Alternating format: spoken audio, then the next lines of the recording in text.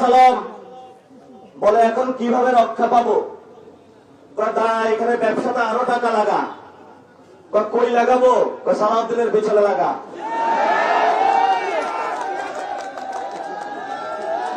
ভাগ্যিস ভালো সালাউদ্দিন ভাই স্বরাষ্ট্রমন্ত্রী হয়ে গেছে। সালাম এখন সব ব্যবসায়ীদেরকে ফোন দেয়, দেখছো কেমন ইনভেস্টমেন্ট, এই ইনভেস্টমেন্ট জীবনে আর কেউ করতে পারবি না বাংলাদেশে। আর একজন ব্যবসায়ী বলে উঠে, তুমি তো স্বরাষ্ট্রমন্ত্রীর পিছনে লাগাইছো, আমি কিন্তু অর্থমন্ত্রীর পিছনে লাগাইছি। আরেকজন বলে, আরে দূরে বাদ, আমি প্রধানমন্ত্রীর পিছনে টাকা লাগাইছি। মামলা দিতে হলে এমপির ফোন লাগবে, পুলিশে থানায় গেলে ওই টাকা দিয়ে ওইগুলো সাইজ হয়ে যায়।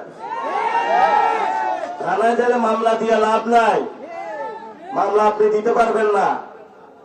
মামলা দিতে হলে এমপির ফোন লাগবে। যে পুলিশ আপনার ট্যাক্সের টাকা দিয়ে চলে, সেই পুলিশ আপনাকে গুনে না, গুনে হলে এমপিদের নেতা কর্মীদের গুনে। কি এক অসহ্য জগতে আছি আমরা। এখন আমরা তাহলে কি করব বলেন? এমপি তো হওয়া লাগবেই। আপনারা আগামীর স্থানীয় নির্বাচনে কোন দলীয় প্রতীক নাই, একটা তরুণদের সামনে সুযোগ আসছে। তারপর একটা শিক্ষাগত যোগ্যতাও লাগবে। পুরো বাংলাদেশে আপনারা দাঁড়িয়ে যান। 53 বছরে কোন দলে কিছু করতে পারল না, ইনকামও ওরা দেয় না। প্রিয়তম সন্তানকে জন্ম দিয়েছেন, তাকে ফোন দেন যে বাবা চাকরি হয়েছে, সন্তান উত্তর দিতে পারে না। একদিন ছেলে বলল, আমি আর এই ফোন ধরতে পারবো না, চলে একদিন বিদেশে চলে যাই। বন্ধু বান্ধবের সাথে মিলে 100 জন রওনা দিয়েছে। স্পেনের উপকূলে গিয়ে 90 জন মারা গিয়েছে, আর 10 জন উঠছে ওই পাশে।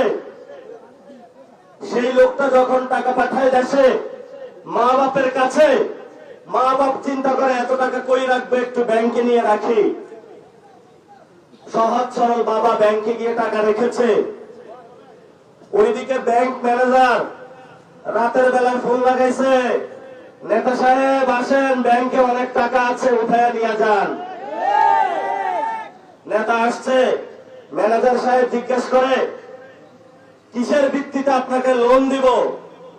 আপনার কি কোনো জমি জমা ভালো কিছু আছে? এটা কিছু লাগবে না, ফোনটা নেন। ফোন ধরায় দিছে, গালি দিয়ে বলতেছে, তুই কিসের ম্যানেজার, আগে তাড়াতাড়ি ওকে ঋণ দে। ম্যানেজার বলে, ওর তো কোনো কিছু নাই। আমরা যে কোন দলের কর্মী, এটা কি ম্যানেজার বুঝে না? এক ধমকে ম্যানেজার চুপ হয়ে গেছে। কয়েকদিন পরে ওই ব্যাংক ঘোষণা দেয় যে সালাম কোম্পানির মূল্য হলো 22,000 কোটি টাকা। ব্যাংক থেকে আপনার পকেটের টাকা লয়ে গেছে 1 লাখ কোটি টাকার উপরে। তারপরে ওই সালাম বলে এখন কিভাবে রক্ষা পাবো? এখানে ব্যবসাতে আরো টাকা লাগা। কই লাগাবো? সালাউদ্দিনের পিছনে লাগা।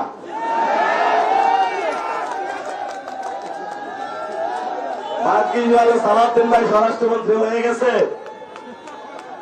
সালাম এখন সব ব্যবসায়ীদেরকে ফোন দেয়,